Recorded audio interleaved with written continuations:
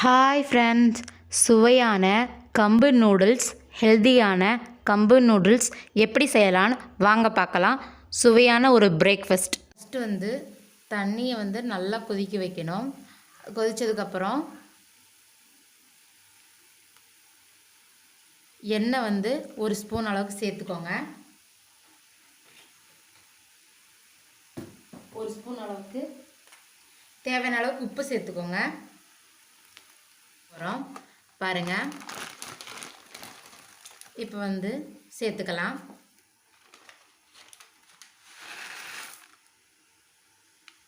இப்போ இது கொஞ்சம் வேகட்டும்.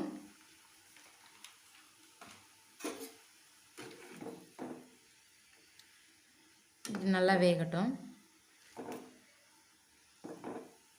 இந்த கம்பு நூடுல்ஸ், இந்த மாதிரி நூடுல்ஸ் நம்ம பேக்கெட்டில் வாங்கணும்னா அவங்களே மசாலா கொடுத்துருவாங்க.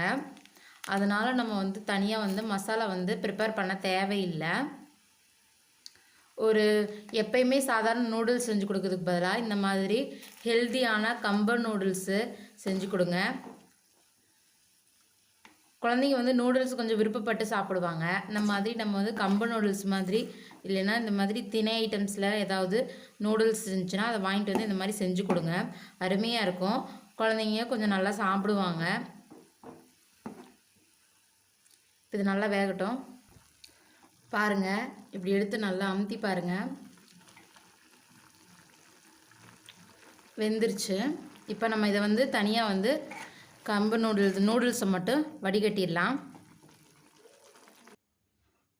இப்போ அடுப்பை பற்ற வச்சு கடாயில் சுத்தமான கடலெண்ணெய் ஊற்றிருக்கேன். எண்ணெய் காஞ்சிருச்சு.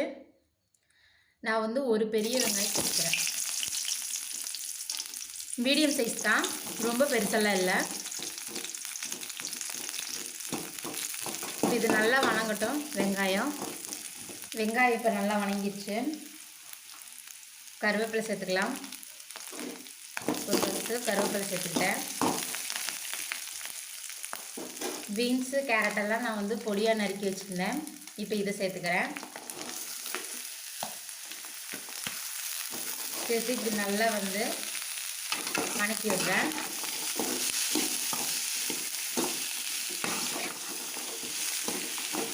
இப்படி நல்லா வணக்கி விடுங்க. நம்மளுக்கு நூடுல்ஸ் உப்பு இருக்கும். இப்போ இந்த வெஜிடபிள்ஸ்க்கு மட்டும் கொஞ்சம் உப்பு சேர்த்துக்கலாம். இதுக்கு தேவையான அளவுக்கு மட்டும் உப்பு சேர்த்துக்கிட்டா போதும். ஏன்னா நூடுல்ஸ்க்கு நம்ம உப்பு போட்டு வேக வச்சனால உப்பு அதில் இருக்குது. இதுக்கு மட்டும் லைட்டாக உப்பு சேர்த்துக்கலாம். இப்போ இதில் லைட்டாக தண்ணி சேர்த்து வேக வைக்கலாம். இது நல்லா வேகணும்ல, அதனால் கொஞ்சம் தண்ணி சேர்த்துக்கிட்டேன். நல்லா வேகட்டும். இப்போ காய் நல்லா வெந்துருச்சு. இப்போ அவங்க கொடுத்த மசாலாவே சேர்த்துக்கலாம். சேர்த்துட்டு இப்படி நல்லா கிளறி விடுங்க. ஒரு 2 நிமிஷம் இந்த மசாலாவோட கொஞ்சம் பச்சை ஸ்மெல் போகிற அளவுக்கு லைட்டாக இப்படி வணக்கி விடுங்க. உங்களுக்கு இதுவே கொஞ்சம் காரம் பத்தலைன்னா கொஞ்சம் மிளகுத்தூள் சேர்த்துக்கலாம். அது லாஸ்ட்டாக சேர்த்துக்கலாம், இப்போ அவசியம் இல்லை. அருமையாக இருக்கும், நல்லா டேஸ்ட்டாகவும் இருக்கும். இப்போ நூடுல்ஸை நம்ம சேர்த்துக்கலாம்.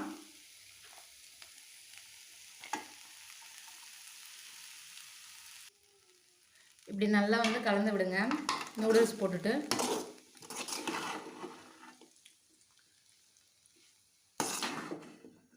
சும்மா மசாலா பிடிச்சா போதும்.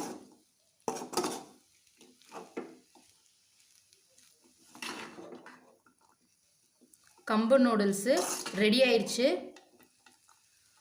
உங்களுக்கு இந்த வீடியோ பிடிச்சிருந்துச்சுன்னா லைக் பண்ணுங்கள், ஷேர் பண்ணுங்கள், கமெண்ட் பண்ணுங்கள். மறக்காமல் சப்ஸ்கிரைப் பண்ணுங்கள். பக்கத்தில் இருக்க பெல் சிம்பிளையும் கிளிக் பண்ணுங்கள். தேங்க்யூ வாட்சிங். இதே மாதிரி உங்கள் வீட்டில் செஞ்சு கொடுங்க.